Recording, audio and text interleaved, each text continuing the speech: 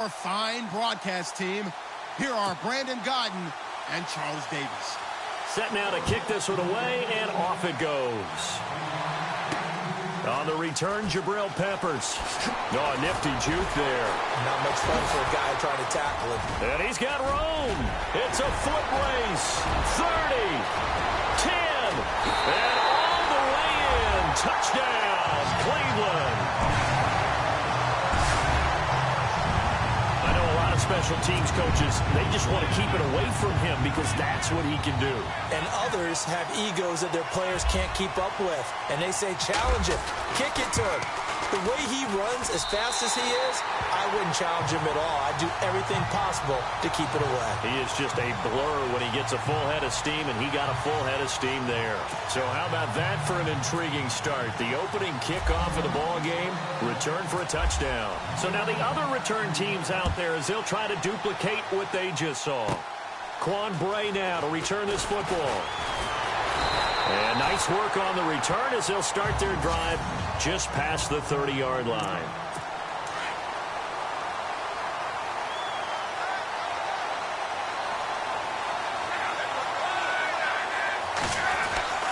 On first down, it's Love. And a quick throw here, that's complete. And able to get this one across the 45 before he's brought down. It'll be a gain of 17 and an Indianapolis first down. For many teams, the evaluation of tight ends has really changed. We used to wonder about how they would block first and foremost.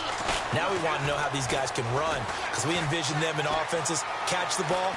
And no escaping this time as he'll go down. They got him for a sack.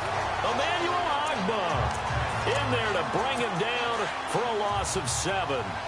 Well, they go play fake. The problem is nobody was faked out. And when no one's faked out, what's the end result? Quarterback gets hit. Now it's Gore. And the play goes nowhere. Losing yardage back near the 40 at the 39. This will be a 2-yard loss on the play. And they're going to face an uphill battle here on 3rd and long. A shotgun snap for Love. And some room to work. And he'll avoid the tackle there with a slide. They'll wind up with 17 on that one, but they're still a bit short here for 4th. So on 4th down, here's a punter, Jeff Locke, to kick it away. Duke Johnson deep for Cleveland. Back with Charles Davis, I'm Brandon Gaudin. The Colts in possession of the football to begin quarter number 2. And on their first drive, the offense staying out there. They're going to go for it on 4th. They snap it to Locke. Going for Hilton, and it's intercepted. Picked off by Jamar Taylor.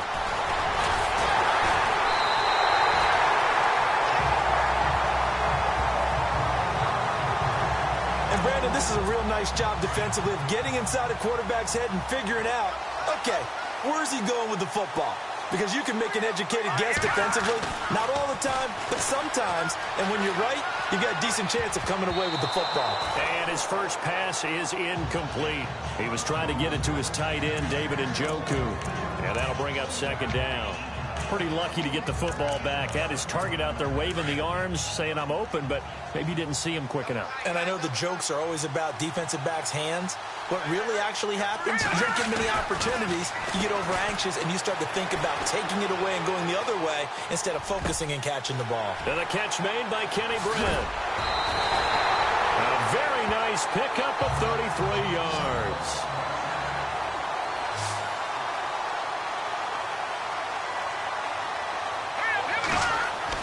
Now Kessler on first down. Steps away to his left. And some space here. And inside the 20 before he's brought down. Another nice gain. 13 yards that time and another first down. Into the red zone now. It's Kessler. Throw left side. Caught by the tight end Njoku. Still going. Back-to-back nice gains. That one for 14 yards and another first. When this offense can get their tight ends involved, they can move the football. Here, a nice route, able to look it in, and picks up the first down. Now a play fake here on first down. And he'll take it into the end zone for a Browns touchdown. Isaiah Crowell from 4 yards out. And the Browns add 6 to their lead. And that'll give them a 2-score lead here, but I'm looking ahead. They just want to hold it for the final moments here of the second quarter. They don't want to give up anything on the other side. No, not at all, because if they don't, it almost had the feel of an imposing their will score. And right now, they want to make sure they keep that and carry it into the second half. Here's Parkey now, set to kick it away. On the return, it's Josh Ferguson. And they're going to start this drive in pretty good shape as they get it up past the 30. Here comes the Colts offense now as they make their way onto the field. Already down 2 touchdowns here in the first half. This becomes a pretty important drive, doesn't it? It certainly does, and a lot of teams script plays. We know that, right? They have a script to start the ball game, and typically those scripts go between 12 and 24, 25 plays. Down 2 touchdowns early, probably not very deep into their script. I think that they'll stay with it. I don't think they'll abandon it just yet and try and generate some offense on this drive. Anything. At least 3 points. Get that 0 off the board. Now Locke. Now a hit, and Locke lost the football. It's out.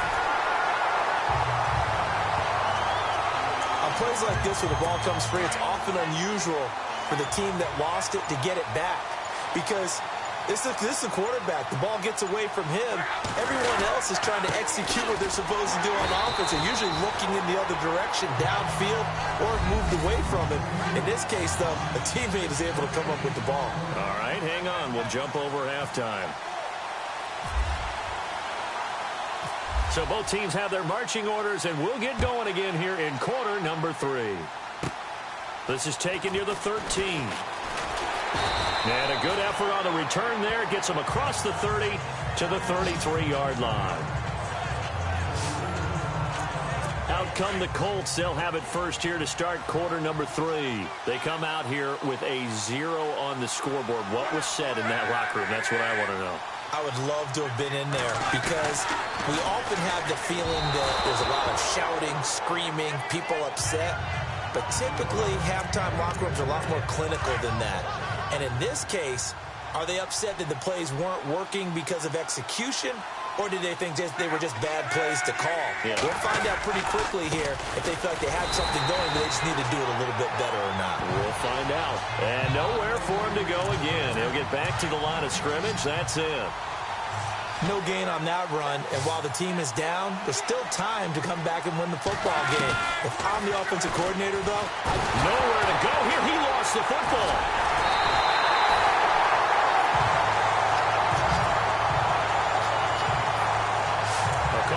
Or skill, whatever the case is, they're feeling good about just keeping the football there. Yeah, the biggest thing that they're calling it now, our ball. I mean, they don't care if it was luck or skill, or the panic that jumps up in your chest when that ball's on the ground. Whether you get it or your teammate gets it, just as long as you maintain possession, that's all you're looking for. Oh, and now he bowls him over. An excellent return that time, 26 yards. And the Browns will take over, 1st and 10. Here's the Browns now. They get set for their first possession of the 3rd quarter. This is sort of what you would call a put-away drive. As they score here, especially a touchdown, it's almost out of reach. It certainly feels that way, and I think that they're going to call their plays accordingly because what you really want to do, even though you know the scoreboard is still up there and the game's going to go on, in fact, you can take the spirit away from it. And all the way in. Touchdown, Cleveland. Corey Coleman, 65 yards. And the Browns add on to their lead. Still plenty of time left in the game, but now starting to pull away a little bit. Get some breathing room with that one. And I don't want people to think that NFL locker rooms are cookie cutter, that everyone's saying the exact same thing in every situation. But I do know that all 32 teams have an emphasis on starting fast. Game, second half, no matter what. Whether it's first 5 minutes, first 3, whatever. This was a big score to start the second half. This is taken near the 13. And a good return. He's across the 35-yard line, right around the 36.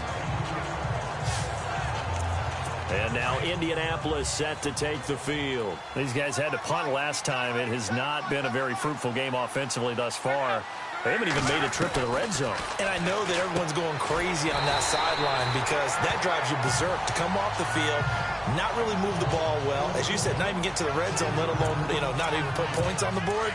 They've got to just take a deep breath, relax, try and figure out what is working, and call more of that. Now on second down, this is Gore. And he'll go down, and that will do it for the third quarter of action. A lot of happy faces in the crowd at this point as their guys have a big lead here to start quarter number 4.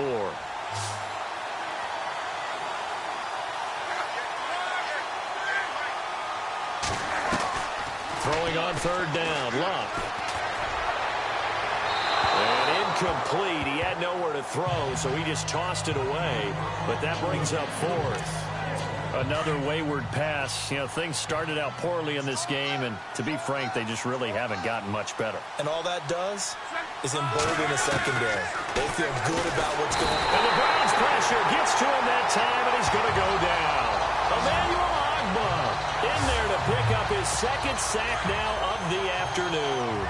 So they tried to go for it for pride, but it really wouldn't have mattered. This one, it was already determined. No doubt about it. This one was over a while ago. They'll run with Crowell. And he's going to bring this one down to right about the 20-yard line. A solid run on first down. Gain of 7 leaves him with a 2nd and 3. Again, it's Crowell. Ooh, with a juke. And here now a spin. And he is into the end zone. Touchdown, Cleveland. Isaiah Crowell, his second touchdown of the afternoon. And the Browns add 6 to their lead. Well, partner, that was another explosive run. And one thing I've learned in our time in this game, yes, the offensive line has to get a lot of credit, but for big runs to occur, the wide receivers have to block well downfield. And then you have to have a good guy carrying the ball too, right? Oh, without a doubt. You need that difference maker lugging the rock. Here's Parkey now, set to kick it away. This one fielded at the 5. Now a hit and a loose football. So a teammate picking him up there, that was nearly disaster. And the way that you coach these things, you want to make sure you have eyes towards the return guy because you want to make sure that the catch is secured. A lot of teams do that. They have at least one guy. Okay, you're responsible for making sure he secures the catch. He's not always the one that makes the recovery, but he can always sound out the alarm. Hey, ball's on the ground. We've got to get it back. It'll wind up being a loss of 2, and it'll be 2nd and 12. Got to give some credit there defensively. They snuffed out that screen early on first down. Really read it well, didn't they? Because they didn't bring the pressure that they expected. They covered all the passing lanes. So once you see it break down as the passer, I think in this situation, you're throwing it at the feet of your back to make sure no one picks it off, or you throw it away. Throw it over the sideline. Don't try and freelance and try and make a bigger play. There's really no one else running a pattern that should be open. And he'll just toss it away. So he throws it away, and that brings up 4th down. Here's Jeff Locke now. On for his second punt. He'd take a repeat of his first.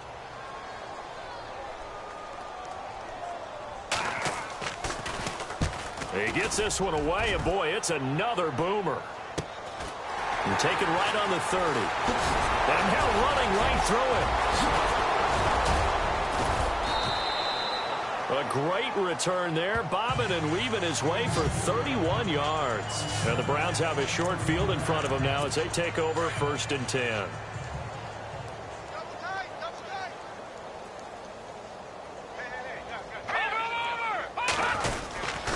A first down carry now for Crowell. Fighting through, and he's got space. And he will get into the end zone. It's another touchdown. This thing is ugly. And to me, that touchdown allows you to start grinning widely on your sideline. I think they pretty much locked this one away. Yeah, that's the clincher, the proverbial icing on the cake, if you will. And he's been a busy man, 5 for 5 now as he knocks another one through to extend the lead.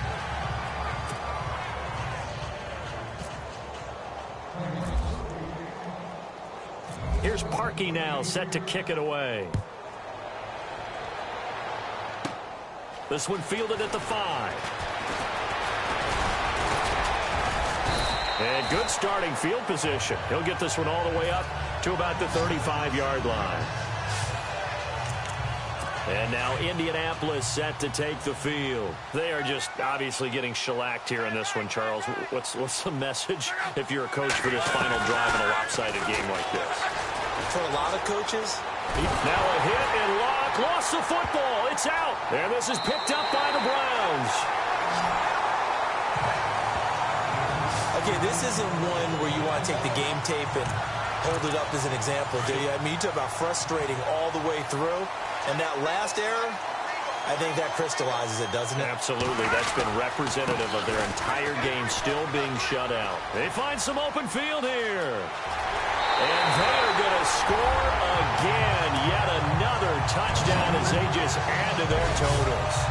I've got to laugh here, and I really don't want to because the old school in me is not happy about this score this late, not necessary. But this is Madden, isn't it? Yeah. This is how it works. Rub it in. Have a day. I mean, what does it matter?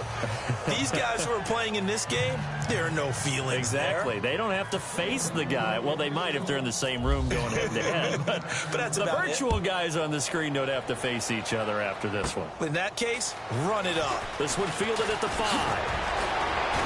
And he'll take it past the 25 and up to the 28-yard line.